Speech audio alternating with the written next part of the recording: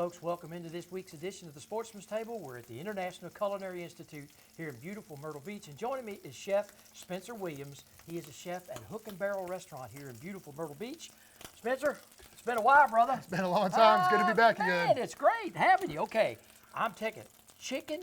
This is going to be special. What are we doing? So we are doing a bourbon chicken and a sort of a Scotch whiskey cream. Really? Rather than, I've been going to this distillery lately called 1233, and I found a wonderful, wonderful bottle of Kentucky straight bourbon. Oh, so this is wow. called their Big Six. Yeah. And what we're going to do is we're going to use this today to deglaze and get ready for our whiskey cream. I got you. Okay. All right, so first things first, I always start with my protein. So once you get in, Right. we have these lovely little cuts of chicken. Okay. You fabricate your chicken ahead of time, get it nice and seasoned. Right. Alrighty, and we're going to start with this side, skin side down. Oh, wow. There we go. There ain't nothing better than chicken sizzling in a pan. The smell, the sounds, everything. Okay. So we're going to get a nice cut of white meat and a nice cut of dark meat here. Okay. All right. So how long are you going to cook this for?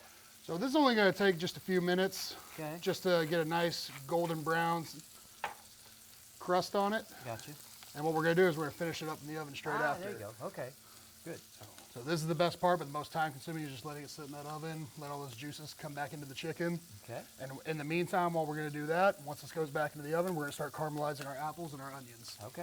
All right. Chicken looks like it's ready to go, Spencer. Looks like we're good to go. All right, so what we're going to do is we're going to take that out and separate that over to here to a separate pan. Okay. Gotcha. And we're going to pop this straight in the oven. Okay. Can I do that for you? Absolutely, sir. All right. So we got the oven at what? 450. 450. And how long is it going to stay in there? This can take anywhere between 10 to 12 minutes. Just Okay. make sure you check your chicken regularly. Make sure it's not too dry. Nothing's too raw. Okay. Now in that same pan, we had a lot of fond built up on the bottom. So what we're going to do is we're going to take our onions Okay. and we're going to start to caramelize them in here. Oh, wow. Now this could take a little bit of time, and if your chicken ends up coming out first, it's no big deal. It's okay. We can set that aside. We can tent that, keep it warm. I got you. But what happens is that these onions are going to release a lot of moisture, and that's going to bring that fond up on the bottom. Hit them with a little bit of salt. Right. We're just going to let these go. Okay. All right. What's next? So once we removed all of our caramelized apples and onions, we're going to Okay. go ahead and start on our sauce. Ah. And what we're going to do is just give it a little more. You want to save about half an ounce for the very end, for those of you who like something with a stronger bite. So I'm going to let that get in there. Let it bubble a little bit, cover the bottom of the pan. And I'm going to go in with my stock. So in today's case, I'm using a chicken stock. Right. You can use a beef stock, a veal stock. You can even use vegetable stock if that's what your heart desires. Okay. But what we're going to do is going to go ahead and turn the heat up on this. And we're just going to let that reduce by half a little bit. Okay. Once that goes down, we can start going back in with our cream. And this is just a very bare bones, simple, one pan, one pot recipe. Okay. Yep, now that we got that stock nice and deglazed, we're gonna go in with our cream. Oh, wow. And we're gonna add back. So what we're gonna do is you're gonna take some caramelized onions and apples, you're gonna leave them off to the side. We're gonna use those as our garnish. You're gonna take the rest, go right back into put the it dish back in with the it. sauce. Oh Okay. yeah, you want all that flavor back in there. Oh, nice.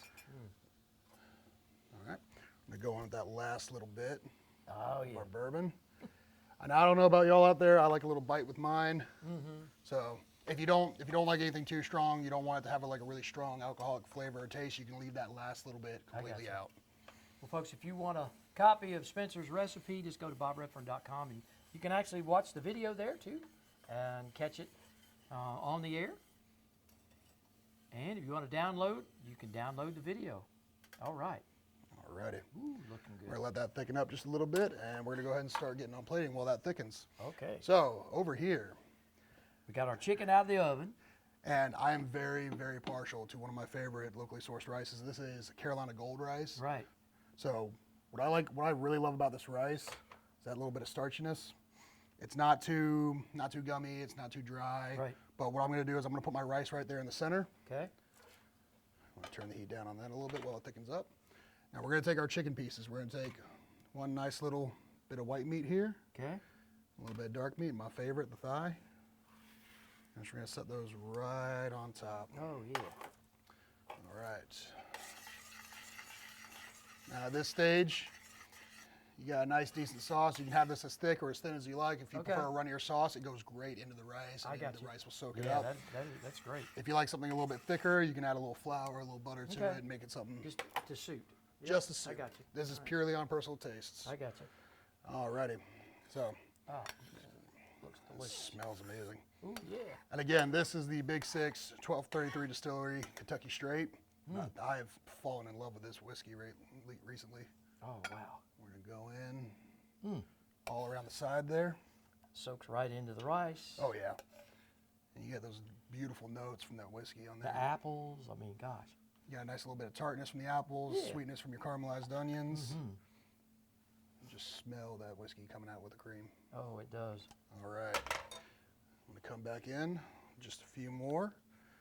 And like I said earlier, we reserved some of those caramelized apples, some of those onions over here to the side. Just going to put that on top. Get a little more Spencer, onion in you there. have outdone yourself. A little more onion on that. Beautiful. And last but not least, if you like parsley, you like parsley. Oh, there you Personally, go. I prefer a little bit of green onion. Okay. Nice little flavor for it. It's all about the eyes. All about the eyes. There you go. Let's get a little bit of color in there. All righty. There you go. Wow. And I love, Wonderful. Man, here we look at have that. our creamy bourbon chicken All right. with a Spencer, whiskey cream sauce. brother, thank you for being on the show as our guest chef today. And listen, Thank you folks, so much for having me. stop by Hook and Barrel Restaurant down in downtown Myrtle Beach. But we'll be back here again next week with another great recipe on the Sportsman's Table. Log on to bobredfern.com and get copies of his recipe. We'll see you next week.